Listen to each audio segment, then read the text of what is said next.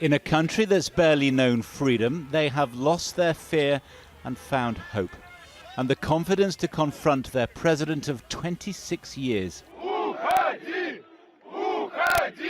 At a rally intended to show his popularity, instead boos rang out, and Alexander Lukashenko's authority visibly drained away as they told him to his face to resign. Спасибо, я сказал все, можете кричать, уходи. I've said everything. You can shout now, he said. He looked by turns astounded, insulted and angry. I won't beat you, he promised another opponent, but if someone starts something, we will deal with it cruelly. Strikes at state-owned industries spread from factory to factory today. Men who are the lifeblood of the regime marched by machines to demand the regime's fall. We are on strike, says Yevgeny, because they have taken away everything from us. Free elections. We have total dictatorship. They beat people. One person rules and we are tired. Staff walked out of the government-run television channel, and this loyal mouthpiece was reduced to music and an empty studio.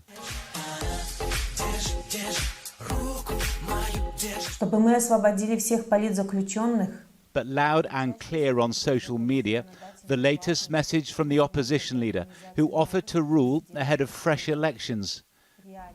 Also in exile in neighbouring Lithuania is this student activist who fled after last week's protests were violently repressed. Grenades, like bullets, I have never seen something like this before. People were screaming, shouting, and I saw their eyes full of fear and anger. Lukashenko has been your president for 26 years, all your life. Do you think he can survive? I don't think so. Right now it's completely new country, and people in Belarus are completely new people. All the social classes of people, from the very low to the very high, are united, and they are moving, they are acting as the one huge power. Lukashenko has fashioned himself as a man of the people, but it seems that many of his people now despise him. And as his helicopter left the aborted rally, they booed yet again. And John Ray is in neighbouring Lithuania. John, the question, I suppose, as you were posing there, is will Alexander Lukashenko survive? And how much of that depends on what President Putin and Moscow does?